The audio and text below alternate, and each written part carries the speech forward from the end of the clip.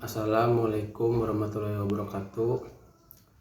Saya Yeskiel Grepin Walanda dari Politeknik Negeri Subang, Prodi Pemeliharaan Mesin, dengan nomor induk mahasiswa 10 20 60 31. Di sini saya akan meresum buku pendidikan Pancasila untuk pendidikan tinggi yang dikarang oleh Dr. Ujang Carda SH, MH, MIP. Dalam buku ini berisi 10 bab. Saya di sini akan resum babnya. Bab 1, orientasi terhadap pendidikan Pancasila. Dari bab 1 ini meliputi A. Landasan dan tujuan pendidikan Pancasila. B. Rumusan Pancasila. C. Tujuan mempelajari Pancasila. Pada bab kedua, memahami sejarah Pancasila sebagai lambang negara Indonesia. Di bab kedua ini meliputi A. Pancasila dalam sejarah bangsa Indonesia. B. Pancasila sebagai lambang negara Indonesia.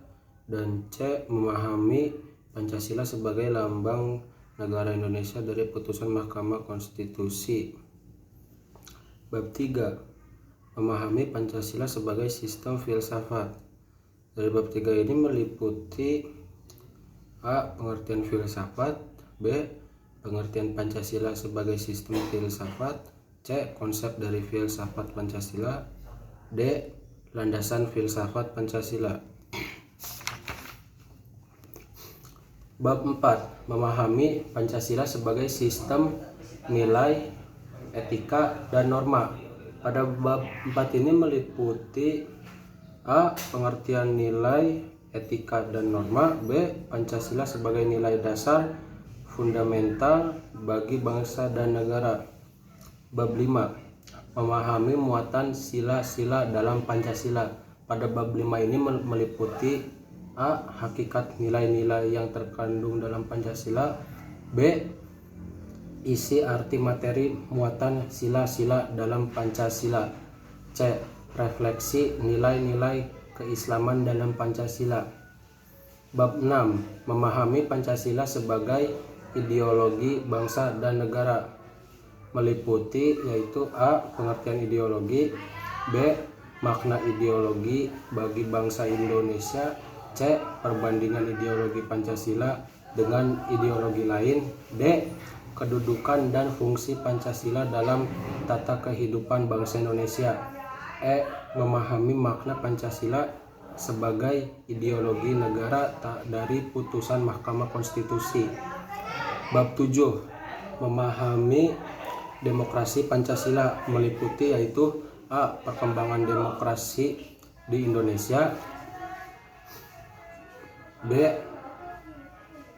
Konsepsi demokrasi. Bab 8, memahami hak dan kewajiban asasi manusia dalam Pancasila, yang meliputi A. Sejarah perkembangan hak asasi manusia. B. Istilah dan pengertian hak asasi manusia. C. Macam-macam hak asasi manusia. D. Pemahaman hak dan kewajiban asasi manusia dalam Pancasila. Bab 9, memahami Pancasila dalam sistem ketatanegaraan Indonesia. Meliputi sebagai berikut. A. Isi arti Pancasila dalam pembukaan Undang-Undang Dasar 1945. B. Isi arti Pancasila dalam pasal-pasal Undang Dasar 1945. C. Kedudukan pembukaan Undang-Undang Dasar 1945. D. Hubungan pembukaan dengan pasal-pasal dalam Undang-Undang Dasar 1945. E. Hubungan antara pembukaan Undang-Undang Dasar 1945 dengan Proklamasi 17 Agustus 1945. F. Perubahan Undang-Undang Dasar 1945. G.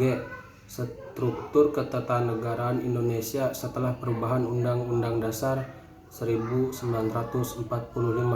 Bab 10. Refleksi Pancasila sebagai paradigma reformasi dalam kehidupan bermasyarakat, berbangsa, dan bernegara meliputi A. Pengertian paradigma, B. Pancasila sebagai paradigma pembangun, C. Pancasila sebagai paradigma reformasi, D.